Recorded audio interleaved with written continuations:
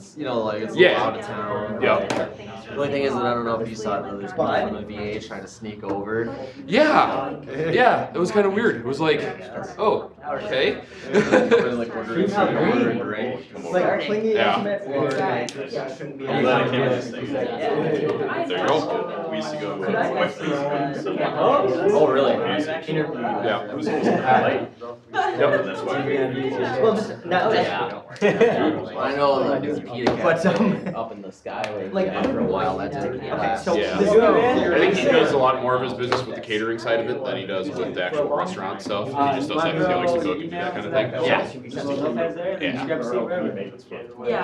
No, we ended up sneaking over and busting Al, Kim, Shane, and Stacy at the Bears Den. So. Yeah, I was gonna say I saw that people ended up at the Bears Den last night. I was like, gotta keep that party going. I got in a little trouble with the lady.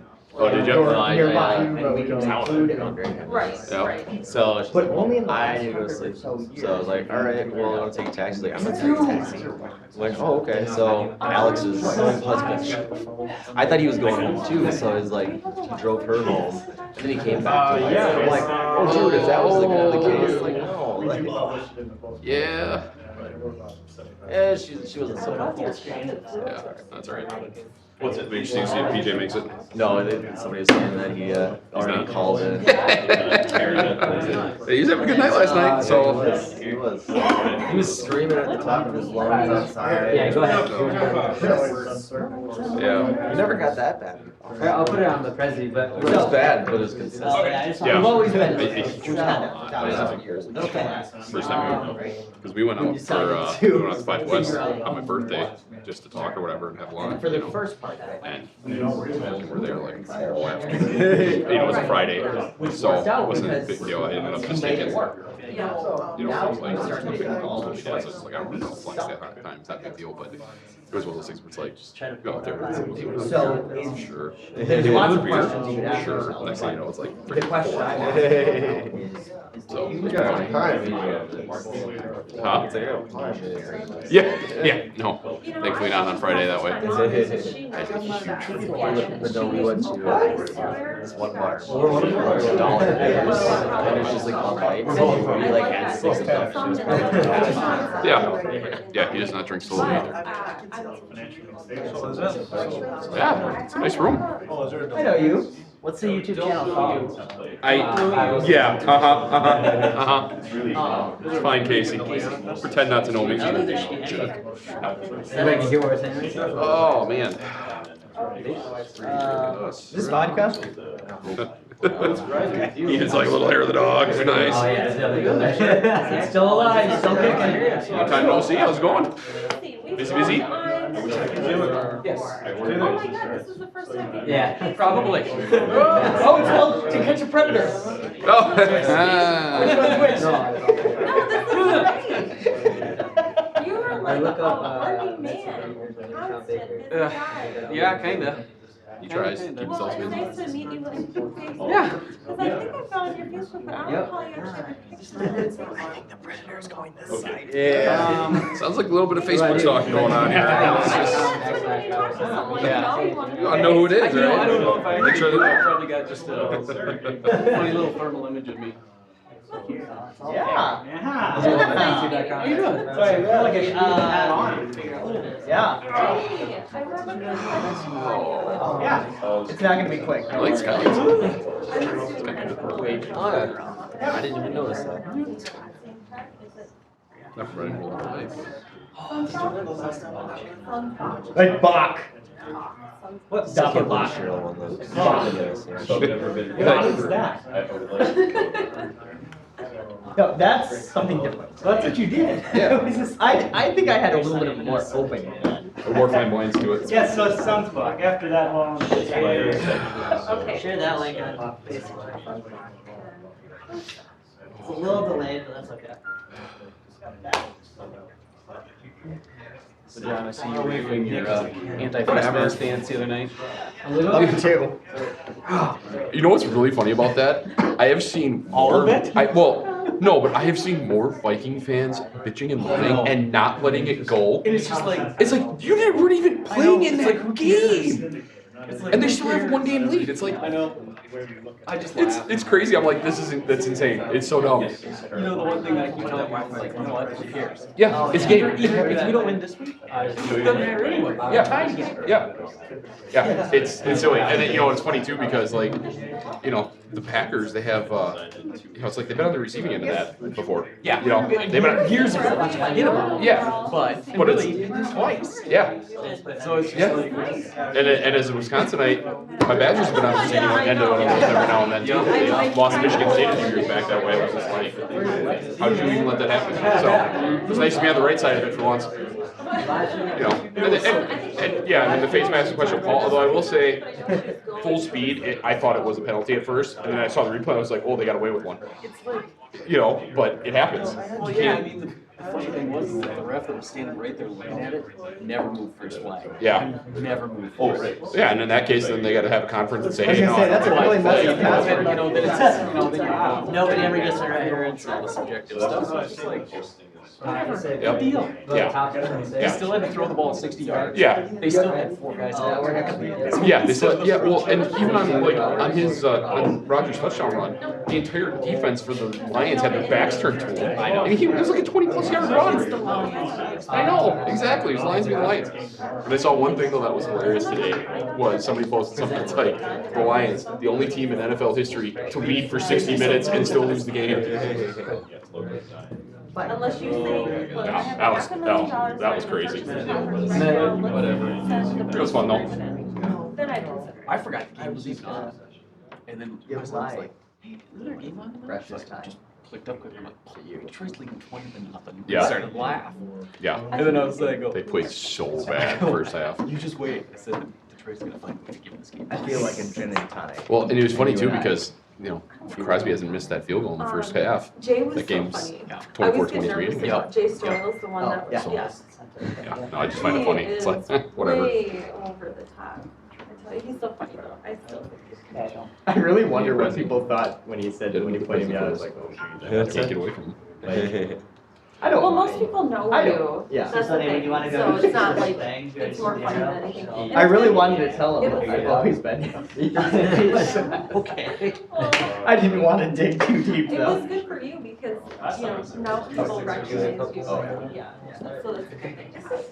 As the basketball player. Yeah.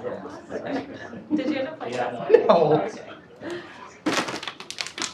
No. Okay. Okay. You got business card on? Your little discussion reminded me of seeing this. Somebody posted the other day. Just take a Trying to figure out how delayed it is. Interesting. Oh, mine doesn't do that anymore. It's not super HD. If you want to make it turn sideways, that'd be great. Hey, buddy. Probably got screen lock. No, I don't. I took it off. Oh, okay, I see. I'm a little behind. That's why. Yeah.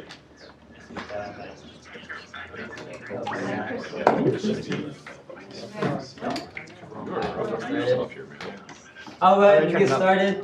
Thanks everyone for coming. Welcome to the December Think Tank series. I appreciate you all coming on such a beautiful November day. Can't believe it's like 50 degrees outside. You said November. December day. Feels like. Feels like November. Feels like Um, Just because it's like,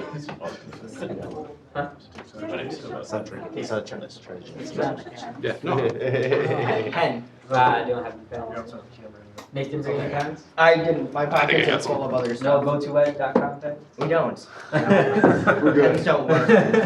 That one. What we'll do first, just real quick, just do some quick introductions, just your name and who you're with, the organization, or what you want people to know. You can start. Coffee. Good morning, 30 Nicholas. seconds then. Yeah. 30 seconds. Perfect. Nicholas Mocha with GoToWed.com, connecting local brides to local vendors. We are going to be putting on a wedding show on February 21st, so if you know a vendor who wants to be part of that, send them my way. I do lots of other entrepreneurial things, and you can get to know me some other day. There you go. John McMahon. I got 2 jobs. Day job is at CWS. I'm an account strategist there. On the side, I own a business called Cannonball Consulting, where I do technology coaching. So if you know of anybody that calls you because you're their technology person and you're just sick and tired of fixing their stuff, or if they get something new for Christmas and they don't know how to use it, then give them a call.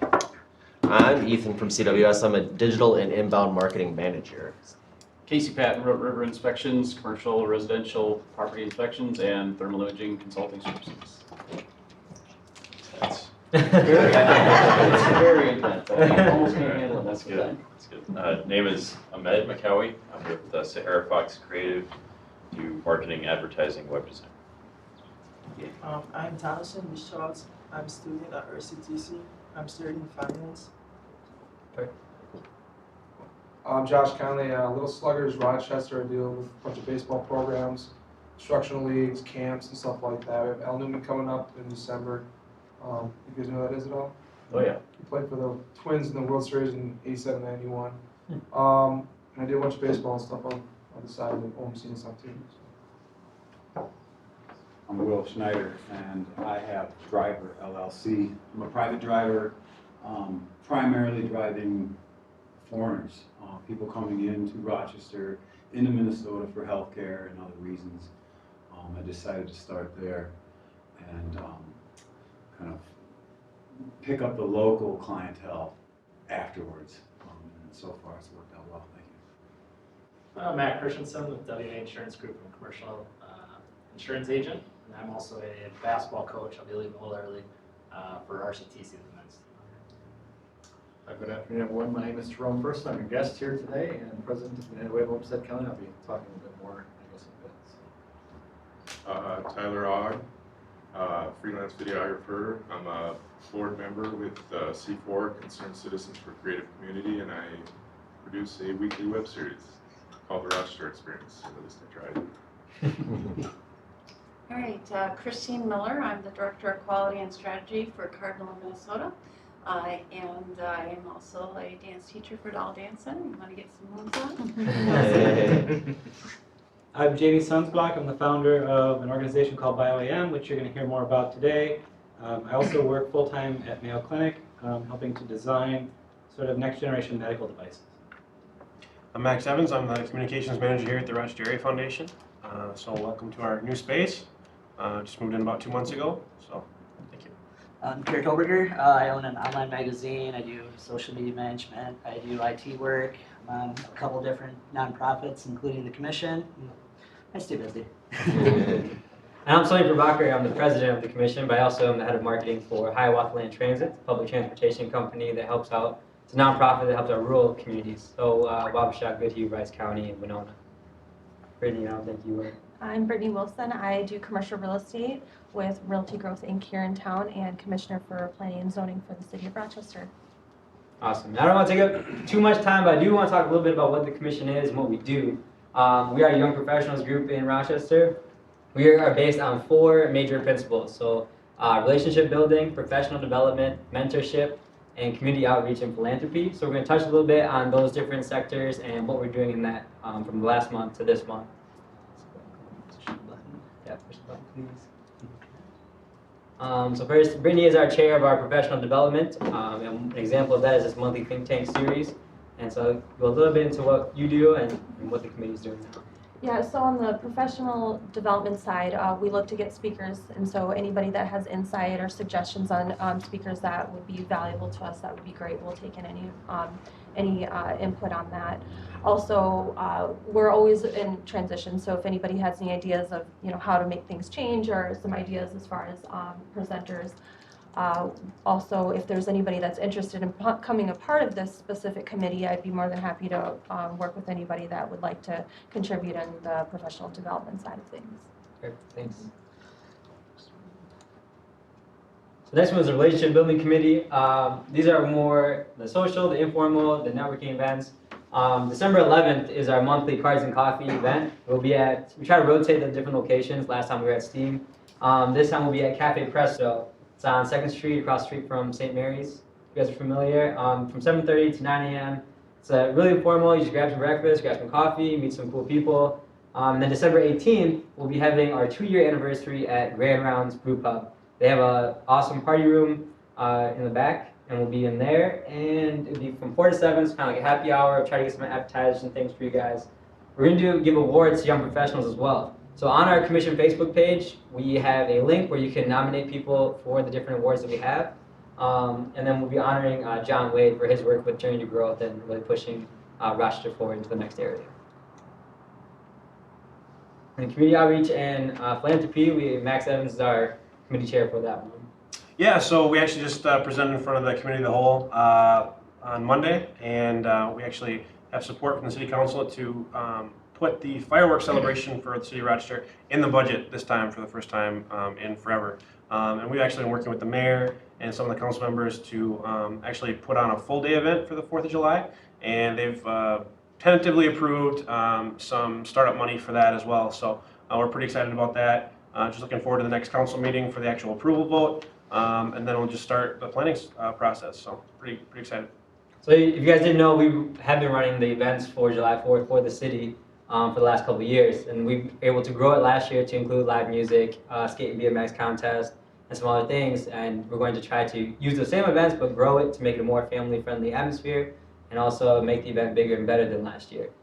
So City Council did approve a little bit of money to help us with that, or they put it on the consent agenda, so they still have to vote on it. But it sounds like it will go through, and then we'll be forming a group to help with Salute to the Fourth. And so if you guys have any ideas that you want to inject into the community, we'll be working closely with the whole commission team on that. So, yeah. And then our mentorship committee, Kurt is the co-chair on that one as well. So for the mentorship committee, there's kind of two different sides to it. There's one that we're working on to basically allow the commission to work with the school district to reach out to younger kids, high school, middle school, even younger than that, just to ultimately help them, talk about business, talk about different ways that they can get involved with, community, or different paths for careers that they don't know about necessarily. And then the other option is where we're trying to work with local businesses to kind of see where they're gaining their success, and then also how we could, give them some insight on ideas of things that they might not be doing, like social media, or just reaching out to the community better than they're doing through advertising or different styles that they might not have done if they've been in business for 20 years or something. Upcoming, we have a meeting with the superintendent to kind of figure out where we can fit in with the school district. We had talked about doing a couple different things through different programs, and then we're also trying to work with the Boys and Girls Club on kind of figuring out a plan to get involved with them as well. So it's kind of in the early stages, and we have obviously the two different styles. So if you're not into working with kids, you can always do the business side, or if you want to work with the kids, that's another option. We're currently looking for new members to join. We do have a couple right now, so if you'd like to get involved, just let me know. Perfect. So that's basically a snapshot of what the commission's been doing since last month, and also what we're about. But I'm really here to hear from the speakers, so I'd like to have Brittany introduce Jerome Ferson. Yeah, so Jerome Ferson is the president and CEO of the United Way of Olmsted County. He previously served as the publisher of the Ledger Media Group in Lakeland, Florida. A native Rochester, he's highly respected and very active community advocate. Prior to joining the staff of United Way, Jerome served as a United Way volunteer throughout his private sector career.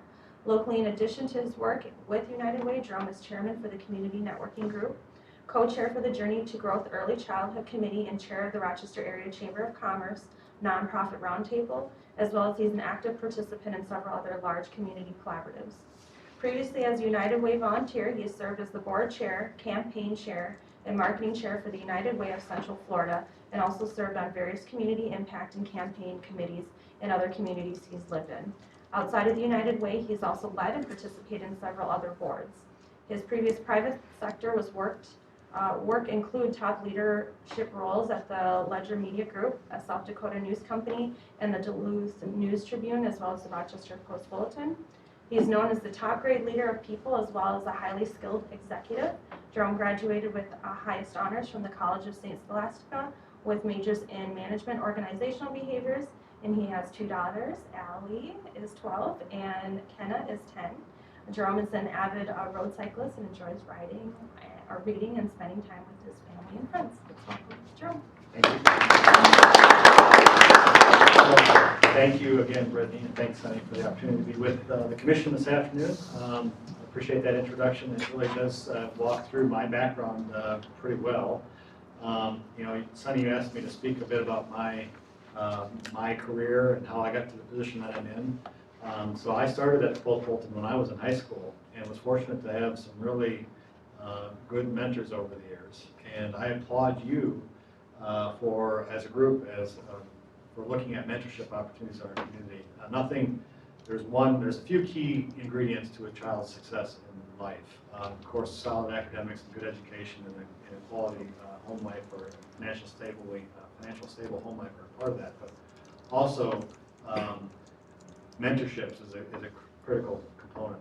Sustained relationships with caring adults becomes a very important ingredient to a child's success, especially if they're working through issues in their home life or in their educational life. So I applaud you for reaching out to the Boys and Girls Club and getting involved in the community in a mentorship way. It's a very critical need in our community, especially male mentors, by the way.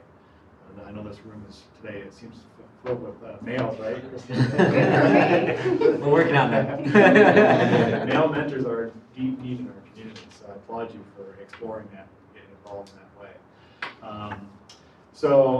As I said, I had mentors as part of my career, starting at the Post-Bolton. I had a manager that took me under his wing and really kind of mentored me through a number of different aspects of production at the Post-Bolton, which is when I left here in '99 for Duluth. I left to become operations director up there, which is more heavily involved with the technology and operations of the newspaper, the internal workings. And in Duluth, I was able to, as part of a bigger company, so the Post-Bolton is owned by a relatively, the name of the company is Small Newspaper Group. It's owned by the Small family, that's their last name. And there was limited opportunity for me to kind of grow in that company, at least that's what I perceived. And so I started looking, and Duluth was open. It was part of a national chain where there was all sorts of different opportunities. And this was back in the 90s when newspapers were still quite strong. That industry's gone through a tremendous amount of disruption over the last decade, which I found to be both invigorating but yet taxing. So I'll get into that in a moment. So while I was in Duluth, I was able to get exposed to human resources and general management, and left there to become publisher of the Aberdeen American News in South Dakota. While I was there for 3 years, I was publisher there, involved in a number of community groups, got very active in the industry, Newspaper Association of America and other national industry groups. It caught the attention of the New York Times Company. They recruited me from Aberdeen, then down to Lakeland, Florida, where I became publisher of the Ledger Media Group, which is larger than the Post-Bolton. It was about a 90,000 a day Sunday newspaper. There was 9 million people within 100 miles of Lakeland, Tampa, Orlando, St. Pete. Of course, Daytona, all that kind of central corridor, I-4. Epicenter of presidential politics, so we had a lot of attention down there. And that was in 2007, so I was down there from 2007 to 2015 when I moved back here, leading that newspaper and that media group through what was the height of the economic downturn in Florida, as well as the ramp up of the digital revolution. And it's funny, I was at a United Way, I should say, Brittany mentioned it in the reading of the bio, but I was involved with United Way starting as a volunteer, starting at the Post-Bolton here in Rochester, and stayed involved with United Way in every community that I've been in, from Rochester to Duluth, Aberdeen, and Lakeland, because I believe in the mission of the United Way and what it accomplishes in the community. I think there's a strong role for United Ways in our society, and other nonprofits, of course, but at any rate, I had remained involved with United Way at every step of my career. So, in Florida, when we went through the digital revolution there and what was going on with the economy, it was a challenging period of time. Right? I mean, a lot of folks out of business, or out of work. Unemployment was 14%. Poverty rate skyrocketed to nearly 18% in the community. So both the newspaper and United Way had a pretty critical role to play in trying to help that community overcome the needs and the barriers in the community, which was challenging for a number of different reasons. But, I learned a lot through that process, and I was fortunate to have United Way alongside of me in my role as publisher, because it really let me keep a close finger, even more so than being in the newspaper business, on the pulse of the community, what the needs were, and how I might be able to help bring the leverage of the communications industry to bear on the problems of the community, which was interesting. So as I decided and was thinking about my career, I'm thinking, well, the newspaper industry's gone through a tremendous amount of disruption. I'm relatively young, maybe a little older than the young professional group, but still pretty young. I have about 20 years or so till retirement, at least when I hope to retire. And I'm thinking, can I really see myself retiring? Is there more to life? You know, those kind of questions that you wrestle with. And I started to look for different career opportunities. And very early in the consideration of that, I realized that because the United Way had been with me every step of the way, and I had a passion for its work, and I had built a network within that industry, within the United Way network across the country, I started to explore options and was engaged in conversations with the United Way Worldwide in DC about opportunities they had at the network or the worldwide level around strategic planning and network strategy. When this position in Rochester came open, and being my hometown, I couldn't ignore it. So I said, well, let me just pause on our conversation with going on in DC and let me explore what might be available in Rochester. And one thing led to another, and they hired me. And I'm delighted to be back here in Rochester. I think our community has such great potential. I'm optimistic about our future. I think we're on the cusp of the next phase of growth. The community has gone through an extraordinary period over the last 20 years of growth. Of course, DMC promises, and we all see the potential with DMC to accelerate and kind of incite the next period of growth. But yet, I was also struck when I moved back to the community that some issues still remain the same. While there had been progress, our community over the years, even with growth, we still have a fairly substantial disparity in outcomes, especially around racial dimensions when it comes to income and education, that I couldn't ignore. And it was part of the compelling force that brought me back to the community. So you've got all this growth and all the potential of growth, but yet you've got some persistent problems that kind of maintain throughout that. And how can we as a community address not only the growth and let everybody experience the growth in the same way? If you're an African American in our community, or you're a lower income Caucasian family, you're not experiencing Rochester in the same way the majority is, and we need to change that. Everybody should be experiencing our community in the very same way, and that's the passion and the mission of the United Way, and why I believe in the United Way and the role that we play in the community is because of the difference that we can make. So as we go about our work at the United Way to unite resources with needs, we're trying to organize ourselves to improve outcomes along, I was mentioning to Matt earlier, financially unstable homes, children that are on free and reduced lunch in our community graduate at a rate of about 60% on time, compared to the overall population of about 82%. That's a huge achievement gap. It's gotten better over the last 10 years. It was 50% 10 years ago, so that outcome has improved due to work. But we can't afford to let another 20 years pass where we only gain another 10%. We've got to accelerate the improvements there. And so we're trying to figure out a better way to approach community impact in our community of Olmsted County.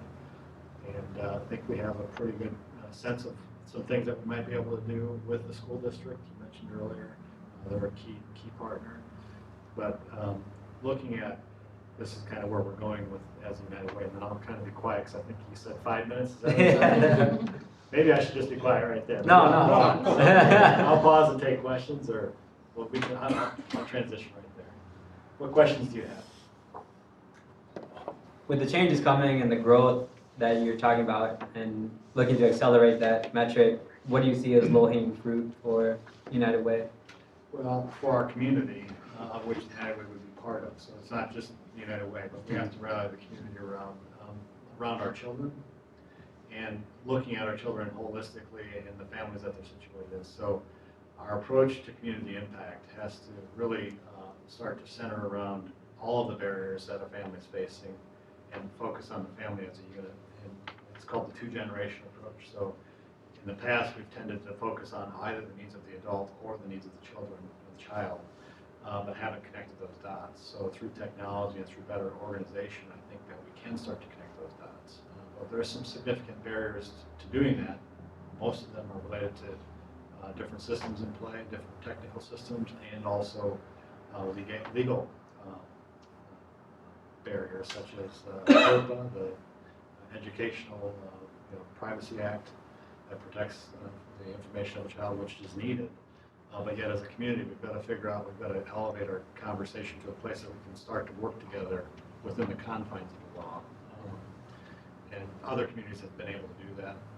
Recently, I was at some, along with several school district representatives, we took a trip to Salt Lake City, and they're starting to show some extraordinary changes in their third grade reading proficiency, eighth grade math proficiency, and on-time graduation rates. And they've adopted an approach and started to connect the school systems data with individual service provider data, and the United Way standing at the center of that, coordinating and facilitating the connections. So there's some potential there, but we've got to be able to work differently in order to achieve an accelerated change. Doing the same thing we've always done in the same way is not going to get us there. What are the main access points if there's a family or an individual in need? How do they reach you, or how do you reach them? How does access happen? You mentioned the student, what Salt Lake City is doing, they have access to some of the information. In the current model, it's a little more haphazard. It is organized, but it's not as structured as what it could be if we use technology and broke down some barriers with some of the information sharing, legal barriers. In the current world, it's, a family may find one service. We encourage all of our partner agencies to make sure that they're communicating other resources. We also operate 211, which is the most comprehensive resource in our community. It's a human services database that any individual can call 24 hours, 7 days a week, 365 days a year, and find somebody qualified on the other end that's skilled in multiple languages to communicate what resources are available in the community, whether they're United Way partners or not. That's the service that we make available to the community. So there's multiple ways that happens today. It's just not as coordinated as what I think we could do if we started to break down some of the barriers that I've mentioned. What was that program called? 211. That's a phone number. You can dial 211 on any phone and get access to a qualified representative. There are ways that individuals can get involved, through volunteering and donations, that sort of thing. Similarly with corporations, that a lot of aligning between IBM and Mayo. What can small businesses do to better align themselves? Sort of our league of entrepreneurs. What can we maybe bring to the table as far as? Well, I mean, certainly I bring a voice. So advocating for, whether it's better educational outcomes, professionally talking to the superintendent, that's an opportunity to say, the educational outcomes that we have are okay, but they're not where they need to be, and being an advocate. Volunteering is really a great way to get involved, and encouraging whatever your employees, to the extent that you have them, to get involved is a good way to do it. But we also, and this is where I think the chamber and our role in the nonprofit roundtable has a role to play, especially in early childhood. Our parents of children are also employees of employers. How do employers encourage their employees to get access to quality child care?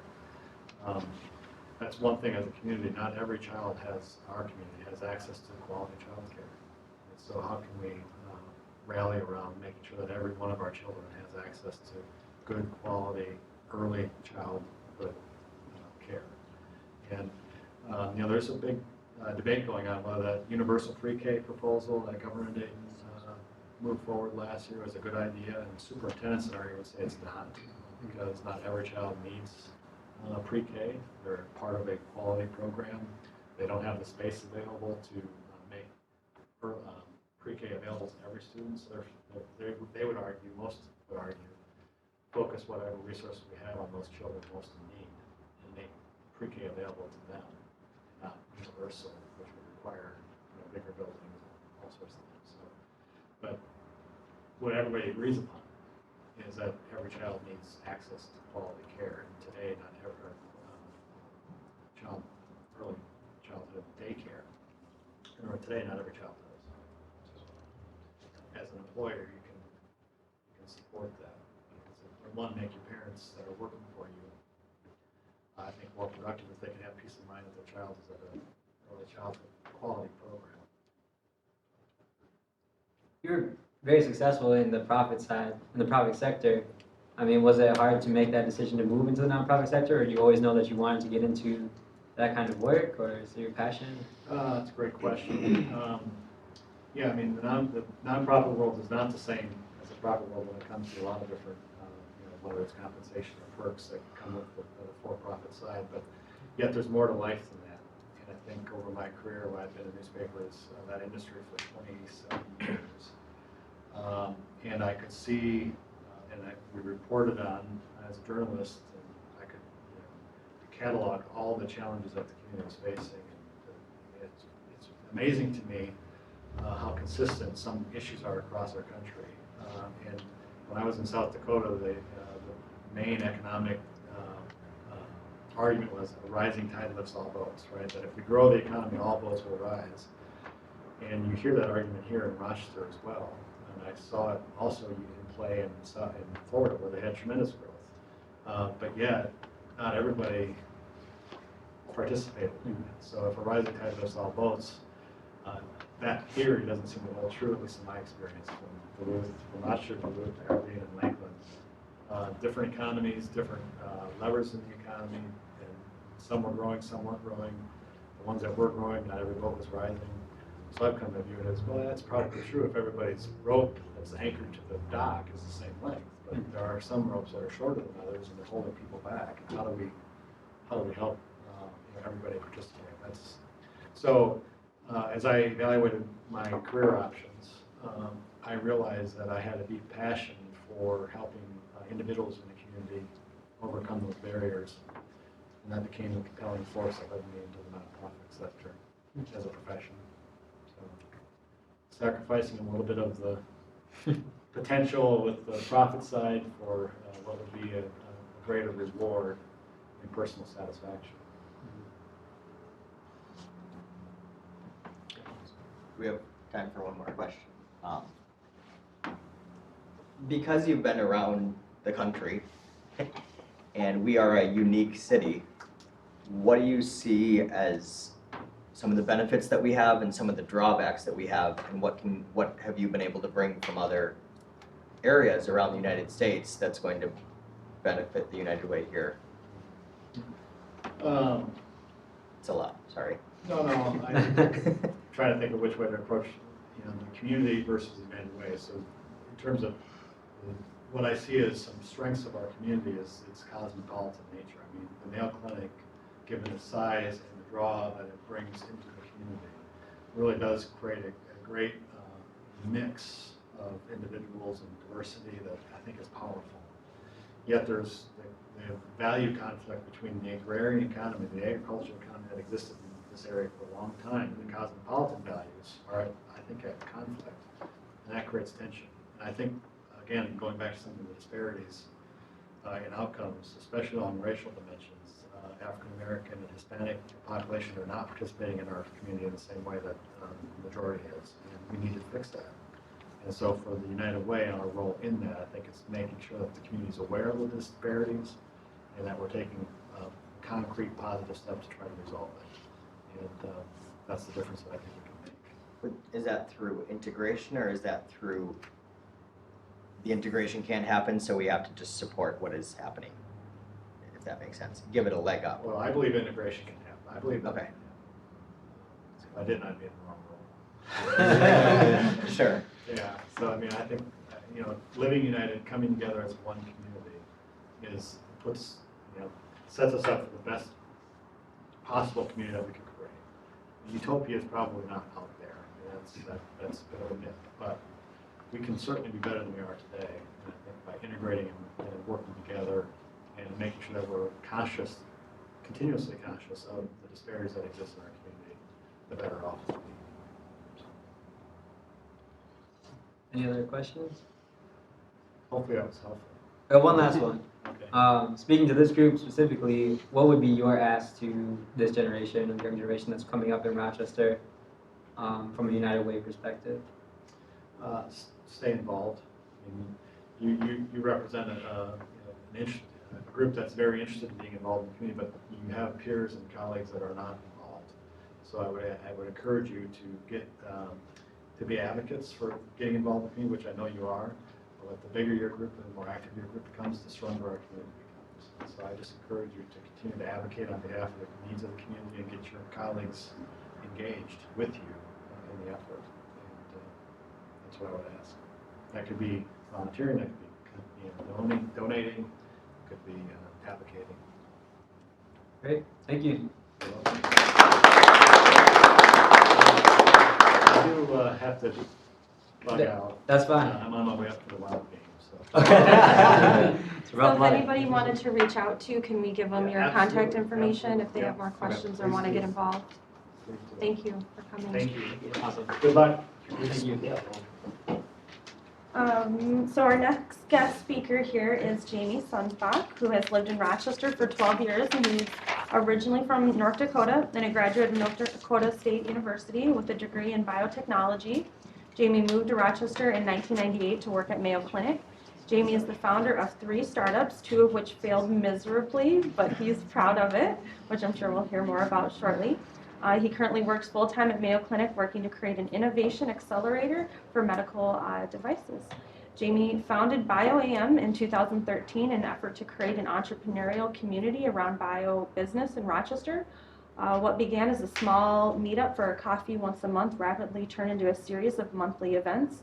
BioAM is now over 400 members strong and works with area leaders, our largest employers, and emerging startups to promote the growth of bio business and entrepreneurship in Rochester area. Please welcome Jamie.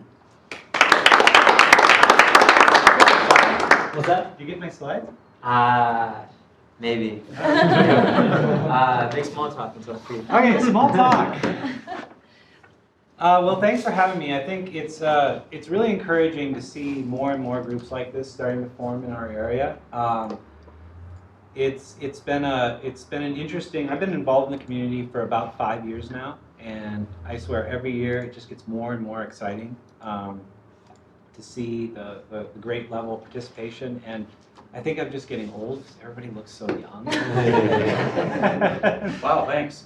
Well, I like to suck up to an audience. That's kind of the way it goes. Any luck?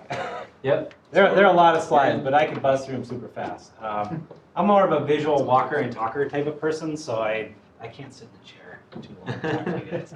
I like to think on my feet. Like I said, there are some slides. I will buzz through them super fast. We're going to keep you here all Saturday. Can I? Yeah, what do you want? Mouse? Mouse is fine. So picky. Now, I really do appreciate the opportunity to talk to you. So we're going to talk a little bit about working to create a bio-business startup community in Rochester. So I come from Minot, North Dakota, which is way up here. When I was growing up in the 80s and early 90s, this was known as First Strike Zone for the Soviet Union. Because if you don't know, North Dakota is full of nuclear missile silos, and we were always told, even going through into high school, we were doing fallout shelter drills, and we were told that we were going to get nuked first. So it kind of created a weird sense in our generation in North Dakota that we were all going to die. So what should we ever do?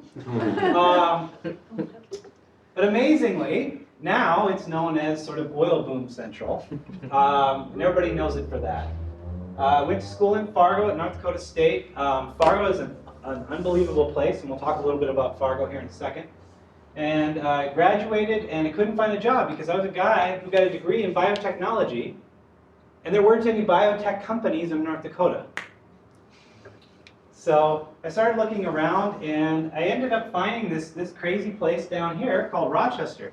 We had this place called the Mayo Clinic, and I had no clue what the Mayo Clinic was. I thought it was in Rochester, New York, just like a lot of people who come here. They think they took the wrong plane flight into Rochester, wrong Rochester. So it was kind of an interesting experience. I stayed in Rochester for 2 years, and I worked at Mayo, and life was kind of, it was fine. But I just didn't want to be that guy that moved one place in his entire life and didn't go anywhere else. Because I was 22 years old, and quite honestly, I had never traveled. I'm from North Dakota. I was going to die in a nuclear missile attacks or whatever. I was 22 years old, and I'd never seen a mountain in my life. So I said, I want to just go somewhere. So I ended up, this is Salt Lake City Day, apparently, at the commission. Ended up at the University of Utah in Salt Lake City on a total whim. Just put out an application. They said, hey, you're from Mayo Clinic. We want to hire you. And I went to work out there in a microbiology lab at the University of Utah. The cool thing about the University of Utah is they're very entrepreneurial. So they empower their physicians and scientists. Basically, they give them almost a mandate to start companies. They have a huge tech park. One of their most successful companies is this. This is Myriad Genetics. ARUP is another successful organization that actually rivals Mayo Clinic in diagnostics.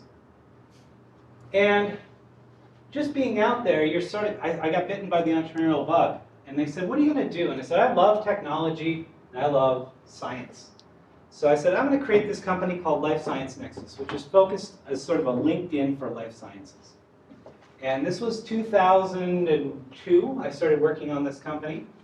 Got a developer because I knew nothing about coding. Started to grow. Got to the stage where we had an early prototype. We pitched a couple of angel investors. This was exciting times. And then, lesson one, the path of life in entrepreneurship was never a straight line. In fact, it's like this. My daughter Lily was born around the same time, and she was 5 weeks premature, and we spent the next year of our life in and out of hospitals. This is really not compatible with being an entrepreneur. You're racking up a ton of debt in the hospital, and quite frankly, I need to be there for my daughter. That's priority one. So my wife said, I think we should move back to the Midwest. I said, where do you want to go? And we thought about it, and I told her anywhere but Rochester because I'd been there before. It wasn't for me, and I'm not interested in going back. She said, ha, that's funny. I just got a job offer from Mayo Clinic. And I said, well, at least I know the city. So I was bound and determined, since Life Science Nexus was taking off so well in Salt Lake, we were getting to an early stage, I was pretty sure that this is a slam dunk, because this is a social network, essentially before there was a social network, for life sciences. What better place to have Mayo Clinic and IBM, two major powers in their respective fields, that maybe would be able to feed into Life Science Nexus. That was the hope. I had 2 months of runway left in my company, and this is what I found. Nothing. I couldn't find a community to plug into, like I had known in Salt Lake. I couldn't find anything.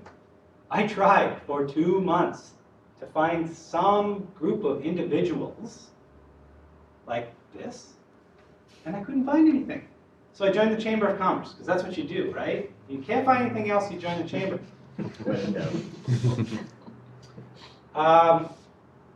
Went to a couple meetups, and I was told two things that kind of rocked my world. One, that the internet was a fad. That two, that if it wasn't brick and mortar in this city, no one cares about it. Mm-hmm. Now this is a long time ago, so people who are in the chamber now, a lot's changed. Okay? A lot's Attitude is still out there though. A lot stays the same, but a lot changes. So I failed. I just couldn't pull it off. So what I learned is to fail, learn from that, try again, and never be ashamed of it. Never. Even if it takes a few years. So I was really good at science. So I said, oh, I'm done with this entrepreneurship thing. And I went back to a lab at Mayo. This is actually my bench at the time at Mayo. I spent 5 years here. And I could train any one of you in this room to do my job that I was doing at Mayo. It's super easy. Literally a robot work. Whole time I'm listening to podcasts. And I'm finding myself listening to entrepreneurial podcasts. And suddenly that's starting to come back. That passion is starting to come back. So I said, okay, well, I remember when I came here and there was nothing here for me in terms of community. So I said, I think it's time to move to Madison, because Madison is a big biotech hub. Huge community there. He wasn't there anymore. What my wife said is, have you ever stopped thinking of Rochester as Mayo Clinic? There are other people who live here and work here and create companies. Get to know those people. So I said, again, my wife, super smart, just like, huh, yeah, that makes sense. So the next rule is sometimes you have to look just down the street. So I joined this group called the Rochester Entrepreneurial Network, which I had to dig through Google massively to find. But I did find, and I happened to meet a great group of people who, for the first time since I had moved to Rochester the second time, said, how can I help you achieve what you want to achieve in the community? And when I told them what I wanted to do, they said, yes, that sounds awesome. Let's start working on it. I work for Mayo to this day. I never hear that at Mayo. And it's tough. But it was amazing to find a group of people who said that. I said, oh, by the way, we want to start this co-working space called the Cube. And I said, that sounds interesting. How can I help? So I think you've had David Hewitt here before to talk, but Cube started in a garage in the back of the running room. Here's its current location on Broadway. It's a great co-working facility. So it takes those people, ex-Madison people, out of their basements. You don't have a basement. and it gets you into with a group of people all working to create great companies, usually at a very early stage. Co-working facilities exist all over the country, and it was exciting to play a really small part in getting the Cube started here in Rochester. So while I was learning about co-working facilities, I got hooked on this guy called Brad Feld. He was one of the founders of a group called Techstars in Boulder, Colorado. He wrote this book called Startup Communities. And I read this book, and I thought, this is Rochester. So it details, how Boulder, Colorado became the most entrepreneurial community in the nation per capita. Boulder, Colorado has 100,000 people. And I'm like, Rochester has 100,000 people. This is interesting. So there are three sort of rules with the Boulder thesis. One, in any startup community, entrepreneurial startup community, the entrepreneurs must lead the community. That means Mayo Clinic cannot lead the community. The chamber cannot lead the community. Entrepreneurs must lead the community. These leaders must have a long-term commitment. So it's not like we can turn on a switch and say, okay, we're going to be an entrepreneurial community. This is what they say, a 20-year process to really make this happen. At least that's what they found in Boulder. The startup community must be inclusive of anyone who wants to participate in it. And the startup community must have continual activities to engage the entire entrepreneurial stack. I love that one, because this is the one I glommed onto. And I said, how can I start creating activities that engage the entire community? So I decided to start a morning coffee, because that's what you do when you work at Mayo, and the only time you have is the mornings. And I jokingly called it BioAM, because I figured, well, it's an AM coffee, makes sense. And I told myself that I'd do this once, it would fail miserably, no one would show up, and that'd be the end of it. Well, I think this is the second or third morning coffee we ever had. And it was amazing because if you look at this picture, and you probably know who some of these people are, but a lot of people in ties, those are the Mayo people.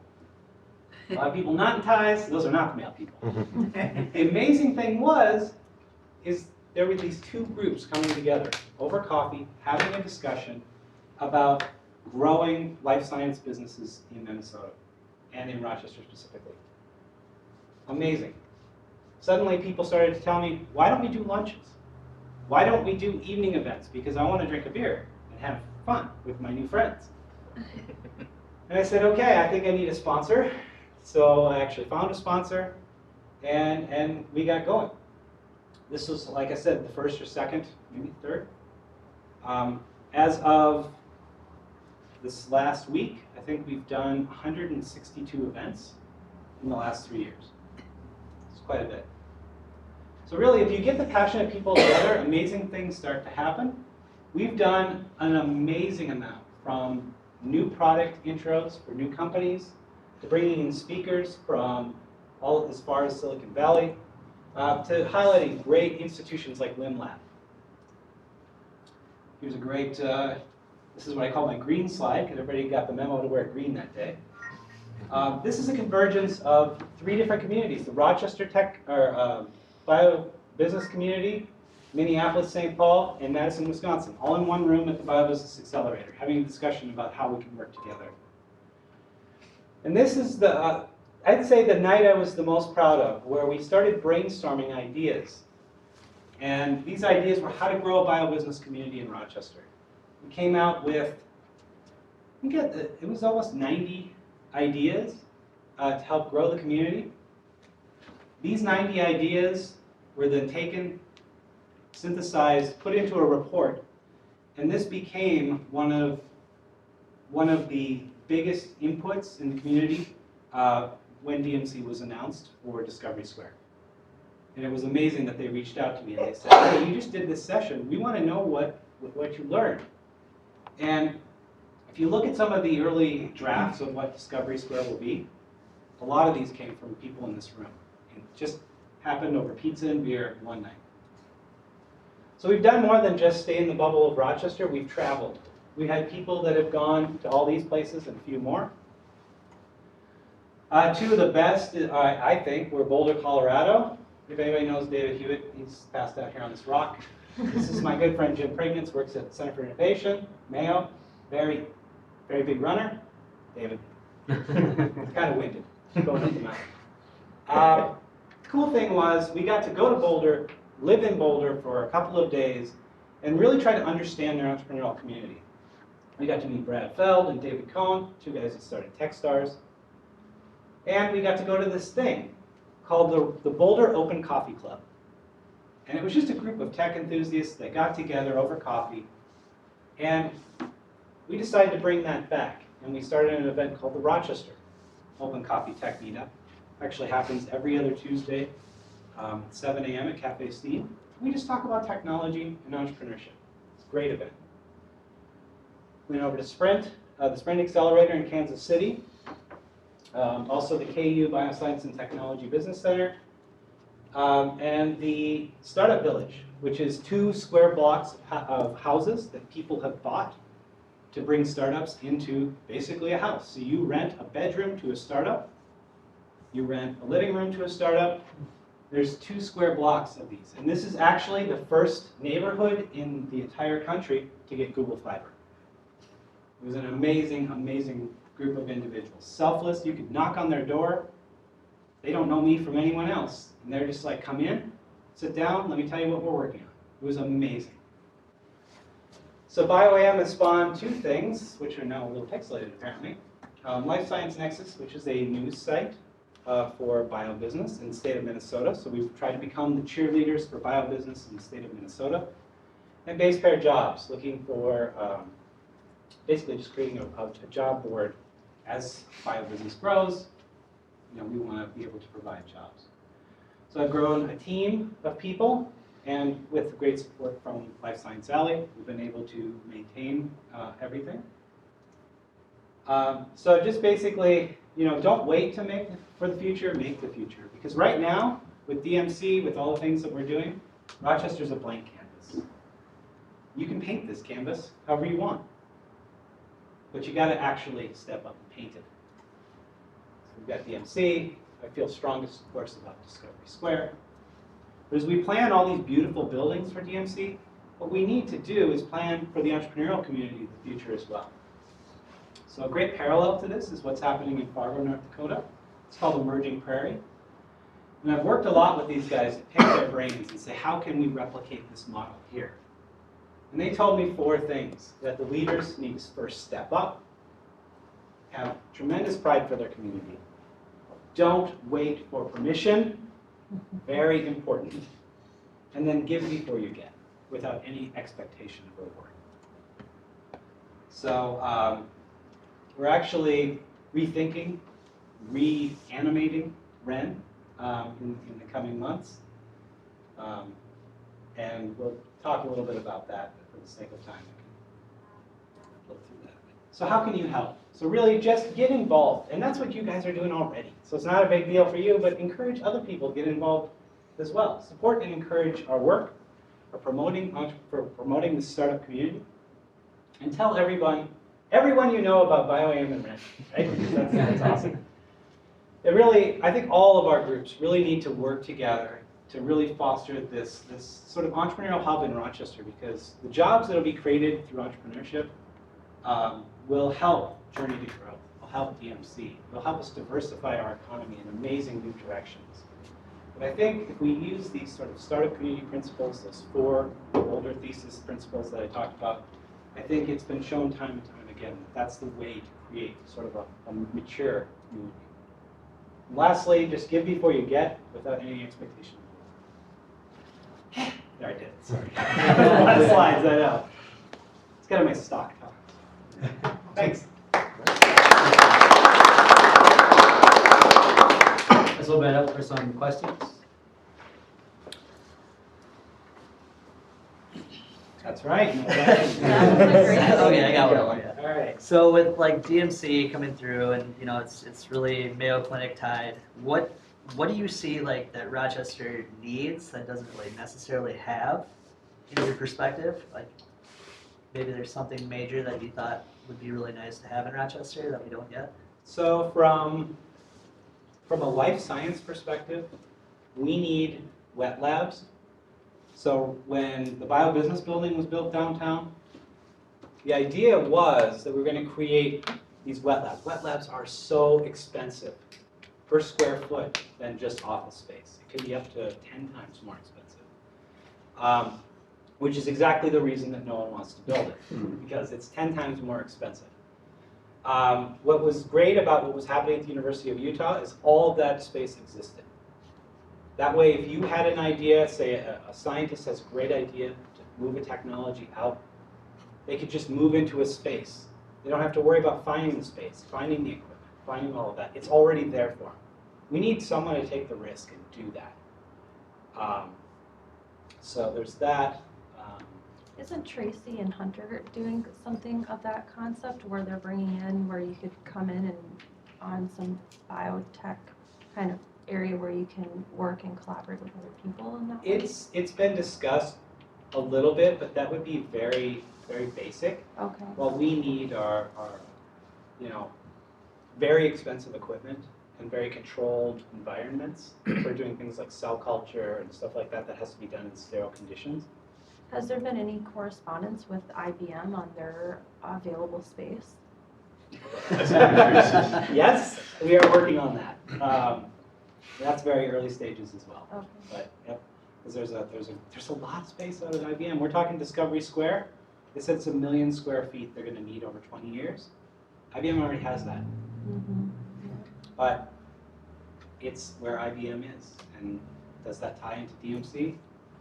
Does it check boxes? Does it release funding from the state? No. So there's not as much interest. But I think that's an opportunity for business.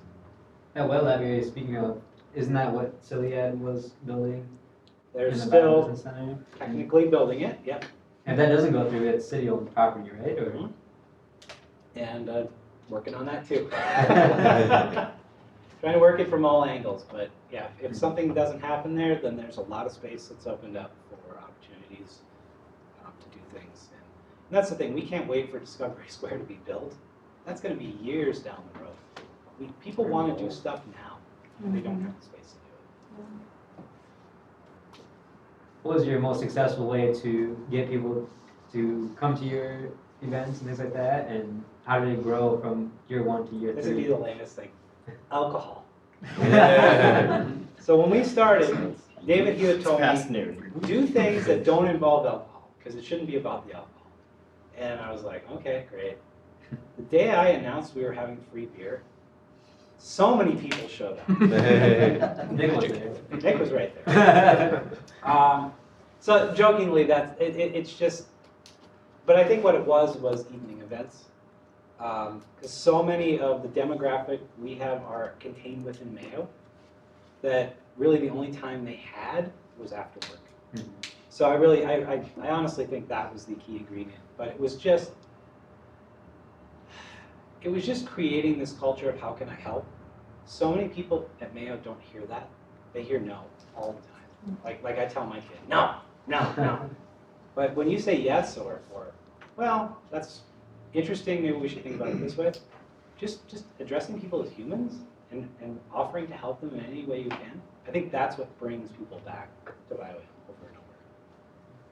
and it's kind of infected other people and it just starts growing from there. When's your next BioAM meeting? Not till January. So we take December off to plan. We have a couple of new events we're playing around with. One is called, which will probably be the first one in January, called Science Cafe, where we're at Cafe Steam. But what we're trying to do is engage college-age students who are interested in sort of life science careers. So we bring in one expert in a science field, or last time we had a physician, and then we get all these college students to ask the question of the physician, and just to learn what it's like to be a doctor. This is an infectious disease doctor, one of the leading experts. I mean, that's the thing about Mayo, is we have all these experts, and they never interact in the community as much as they probably should, because they're extremely busy individuals. But it was great to hear these college students get so excited to be able to have access to these people. It's just unbelievable for them, and it was a great conversation. So I think that's the first one we'll be doing at Steam. And then I have a speaker lined up for late January as well, but it's kind of a boring thing to most people. It's talking about FDA regulations. So I wouldn't recommend that as sort of your gateway into, he lives off of FDA regulations. Can you talk a little bit about Lifeblood. how Global Entrepreneurship Week came about, and also how you were able to get Ready involved in those relationships? So this was the third year of doing Global Entrepreneurship Week. What we wanted to do is celebrate the entrepreneurs we have in the community, as well as inspire that next generation of entrepreneurs to get started. We initially started, again, it always comes back to David Hewitt, I swear. Yeah, connector. We started talking about just the two of us, and like everything, we're just like, let's just do it. We don't need permission, let's just do it. First year was very difficult to find support. With anything, what I found, anything new in Rochester, there's a healthy dose of skepticism about it to get started. So we went to Ready, went to the chamber, went to a lot of places, and we were just told, no, we're not interested. So the first year, we actually bootstrapped everything ourselves. And that was, I think it was 10 events over the course of the first year. Second year, so that was very successful, and people talked about it, and it was great. Second year, we were blown away because Ready came to us, and they said, how can we help? We were like, who are you again? And so they were great partners moving forward there as well. This third year was unbelievable. We did so many events, it was just insane. I didn't sleep for a week, which was not good for my family. And but it was fantastic, and I think we're going to keep doing it far into the future, because like sort of the rules that Brett Felt has, just the more events we have, the more you'll be able to find those people like me who come from somewhere else like Salt Lake and want to connect in with these communities. So what you guys are doing, keep it, basically keep it up. We'll keep inventing new things. And my dream is that, like we found in Kansas City, we had to go through every evening a list of events, and we had to pick the best one. I would love to see that in Rochester, where you could say every night that there's 3 or 4 events going on related to entrepreneurship, charitable community giving, things like that, and you actually have to sit and decide, what do I want to go to today? That doesn't exist now, but it's going to happen. In any of those other communities you've been to, has there been any involvement from the Community Foundation in that sort of entrepreneurial environment? In terms Kansas City, there was. Kansas City is the most aligned entrepreneurial community I've ever been in. So they came, so from any of the community organizations, there's a huge organization there called Kauffman Foundation, which is just dedicated to entrepreneurship. I call it the Church of Entrepreneurship, because if you go to their building, it looks like a beautiful church. But the mayor of Kansas City, one day, I don't know how, just woke up and said, we're going to be the most entrepreneurial community in the nation. And everybody said, okay, whatever. But the amazing thing is everybody aligned, from community organizations to just entrepreneurs in general, and and universities, and they all said, we're just going to be the entrepreneurs. That's going to be our mission. And they used that as a means test for everything they did going forward, from legislation to community events, things like that. They said, will this help drive that entrepreneurial community? And everything came together. And it is unbelievable, because they still use that as a test against what they support or what they don't support. And the return in jobs and wealth, you're seeing a lot of people making it big in Silicon Valley. I'm employee 17 of Facebook, cashing out, and they don't want to live there anymore because it sucks to live out there. It's terrible. They want to go back to somewhere in the Midwest. And I've had that conversation with so many what I call Minnesota boomerangs, people who have gone out to the coasts in the life sciences, because that's what you do. Now they want to come back, and they call me, and we have these great conversations, and they say, how can we fit back into the community? I have so much experience I want to bring back here. We're working on that. So like you said, with like everybody being in Silicon Valley wanting to move somewhere else, do you think with DMC that it, not necessarily the medical field, but tech companies and everybody else beyond that are looking at Rochester maybe? No. Quite frankly, I'd be looking at Kansas City because it's already there. I mean, we're still on the blank canvas stage, right? When we get, I would say, 1 or 2 mega successful tech companies that have successful exits or that start employing 100+ people, that will put us on the map, because then it'll show that the community is aligned to support that sort of endeavor. Right now, it's not here, but we have to make it, and we can. It's not overly difficult. It's just we're close on one. Does anybody know Go Route? So Go Route is going to start going into massive growth. The trick is to keep these people. We have a huge talent gap. I mean, especially in the IT side. Like, we need developers. They want to hire developers like crazy. They can't find them. And they can't convince someone to move from Twin Cities or Madison, or even Iowa, for that matter.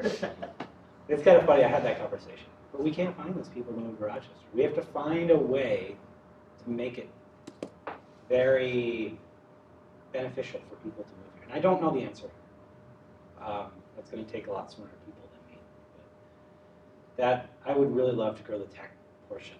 I mean, I'm such a tech junkie and a bio person, but bio thing will take care of itself. We've got Mayo, we've got some of the smartest medical minds around. That'll happen. But we need more engineers, and we need more, well, we need physical engineers and IT engineers. Does that get addressed by, I mean, they've been talking about, expanding the college and, higher education selections in town, and WSU is going to be downtown, but it seems more it's like business and health science stuff. It's not really, technology stuff. Right. And business is needed as well. I mean, I've had a lot of conversations with Dean Akbari from WSU. And we need a lot of business people too, but we're missing that tech thing, and I just don't know the answer. There's a lot of work here. In base pair jobs, there were 2 jobs just posted for a front end and back end developer for a company called Bright Agrotech, which is focused on creating software. What's Chris do? I always want to say for his grow operation. That sounds really bad. It's hydroponics and other growing operations. You keep going back to it. It's hydroponics, it sounds great. Yeah, but they're basically creating the software that controls, moisture, all of this stuff for plants to grow. And that company is actually based out of Laramie. And Chris started a company called Fresh with Edge here in town, and then basically was acquired by Bright Agrotech, and he brought the software development piece that they were missing.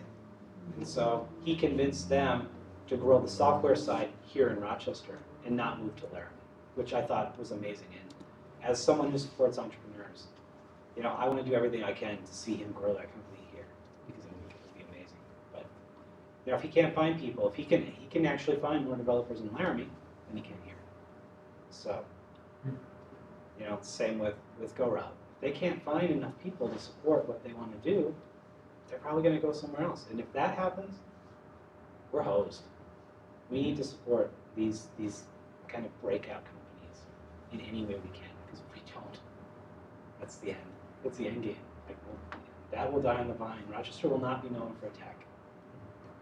So is that a funding problem? Is that a Rochester's boring problem? Is that a, I guess I'm trying to figure out what gets these people to, right? yeah. I've heard all of it. I've heard, we don't have access to capital, but that's everywhere. That's just a cop-out, really. Right. You're gonna get money, whatever. I've heard the boring thing. I've heard that what they call the I don't know, it's like basically all the 20-somethings disappear from this community and they come back at 30. That's prime time. That's what I call the ramen generation. You're out of school, you've lived basically in that vow of poverty in school for so long, you're not afraid to take a risk and start a company or go to work for a startup. When you're 30, you're moving here because it's awesome schools, you're starting a family, and Mayo has a pretty solid, well-paying job for you, quite honestly. And we need to keep those 20-somethings here, and I think we're addressing that.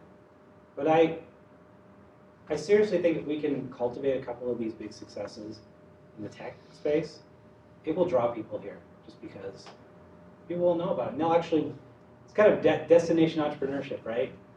If everybody knows that a Go route exists here, they might want to come to Rochester just to work for them, just like someone would come here to work for me.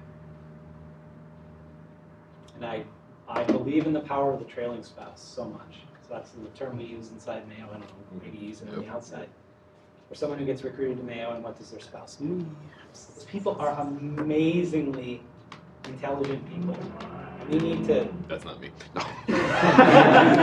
And we need to support them, because as entrepreneurs, healthcare, that's expensive stuff. Well, if Mayo's paying healthcare for one spouse, that allows someone else to take a risk.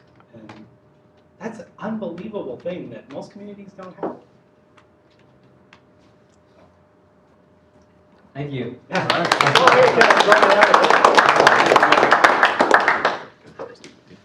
Thanks, Jamie. Appreciate it. So, a couple of things. Our next meeting will be Cars and Coffee on December 11th at Cafe Presto, 7:30 to 9. Invite everyone to come. Also bring friends, kind of thing. And then December 18th is a big one. So it's your 2-year commission anniversary. We're going to be giving out awards. Like I said, the link to nominate people for those awards will be on our Facebook page. And anybody that left their business card or the email, we'll send it out in a link as well.